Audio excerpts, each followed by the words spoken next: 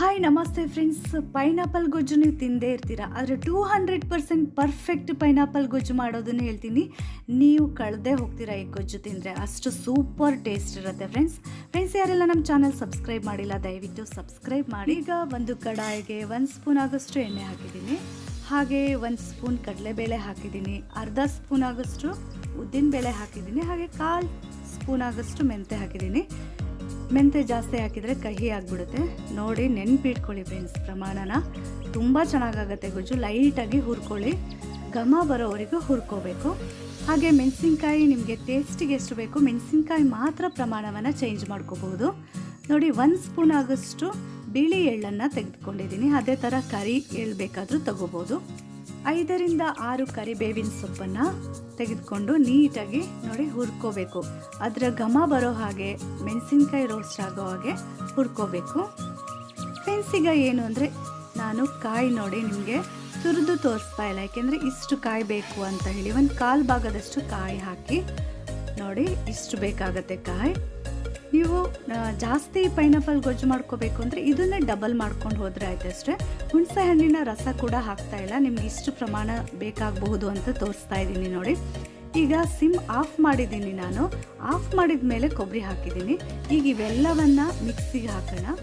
ಮಸಾಲವನ್ನು ತುಂಬ ನೈಸಾಗಿ ರುಬ್ಬಬೇಕು, ಅದೇ ಸೀಕ್ರೆಟ್ ಅಂತ ಹೇಳ್ಬೋದು. ಈಗ 1/4 kg ಪೈನಾಪಲ್ನ ಸ್ವಲ್ಪ ಬೇಯಿಸ್ಕೊಳ್ಳೋಣ, ಅನಾನಸ್ನ ಬೇಯಿಸ್ಕೊಳ್ಳೋಣ. ಸ್ವಲ್ಪ ನೀರು ಹಾಕಿ ಸ್ವಲ್ಪ ಉಪ್ಪು ಹಾಕಿ ಬೇಯಿಸೋದ್ರಿಂದ ಬೇಗ ಬೇಯುತ್ತೆ.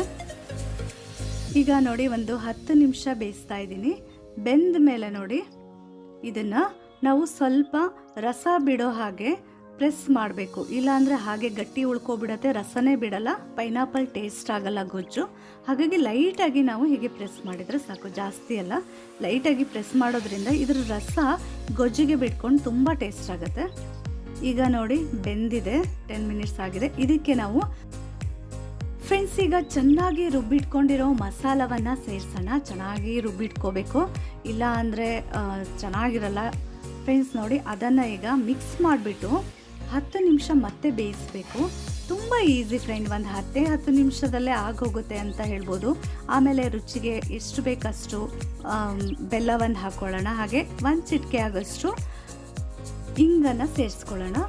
ನೋಡಿ ತುಂಬ ಸಖತ್ತಾಗಿರುತ್ತೆ, ಅನ್ನದ ಜೊತೆಗೆ ತುಂಬ ಚೆನ್ನಾಗಿರುತ್ತೆ ಫ್ರೆಂಡ್ಸ್. ಪೈನಾಪಲ್ ಗೊಜ್ಜು ಅನ್ನಕ್ಕಾಗಲಿ ಸೈಡ್ಸ್ ಆಗಲಿ ಮಾಡ್ಕೊಂಡು ತಿನ್ಬೋದು. 200% ಪರ್ಫೆಕ್ಟ್, ನಿಮಗೆ ಗೊತ್ತಾಗುತ್ತೆ, ಡಿಫ್ರೆನ್ಸ್ ಮಾಡ್ಕೊಳ್ಳಿ ಫ್ರೆಂಡ್ಸ್. ನೋಡಿ ಈಗ ಒಗ್ಗರಣೆ ಹಾಕೋಣ.